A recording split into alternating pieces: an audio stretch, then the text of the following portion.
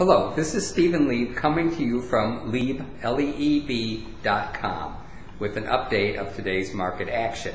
Before I begin, I again want to remind anyone coming to this website, hearing this report, to sign up for our free market newsletter. It is absolutely free and it elaborates on what I'm saying today and indeed on a lot of other topics as well. As for today's action, the market surged on the heels of a positive recommendation from Goldman Sachs on one of the big banks, Bank of America, and some positive statements by Timothy Geithner. We still haven't taken out the highs in the market, and indeed we may not. But whether or not we do take out the highs in roughly 920, 930 on the S&P is less important to us than to recognize that the character of today's market is not particularly good. There's a speculative speculative action to the upside in the market, and usually that doesn't last. But even if it were to last a while longer, it would still be a self-limiting rally. And here's why. There's a very, very strong correlation between corporate profits and commodity prices. Historically, and we're not just talking the last 5 years, but the last 20 or 30 years, when corporate profits go up, so do commodity prices. In order for this rally to really mean something, corporate profits are going to have to rise and rise a lot.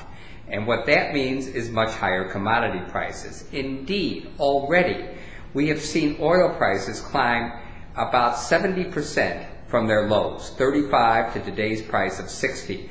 Gasoline prices, at least the actual gasoline, the physical commodity, not just the price you pay at the pump, but the physical commodity has climbed about 100%. Today, gasoline prices climbed about 5%, indeed a little more than 5%, which means an extra 3 cents at the gas pump. What this says overall is that if stocks do continue to rally, it's very, very likely commodity prices will rally with them. Commodity prices are a very malignant tax because the government does not receive the money.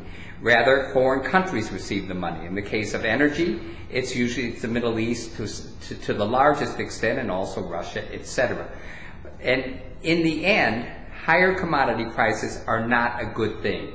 Every recession we've had in this country since 1973, including the most recent one, has been preceded by a spike in commodity prices. Remember 2008 and the spike in oil prices. The recent rise in oil prices almost as great as what we saw in 2008. Stocks, as a result, could rally a while longer, but we don't see a lot of upside here. Instead, we reiterate what we've been saying for some time. Stocks are very likely caught in a trading range. We are very close to the top of that trading range.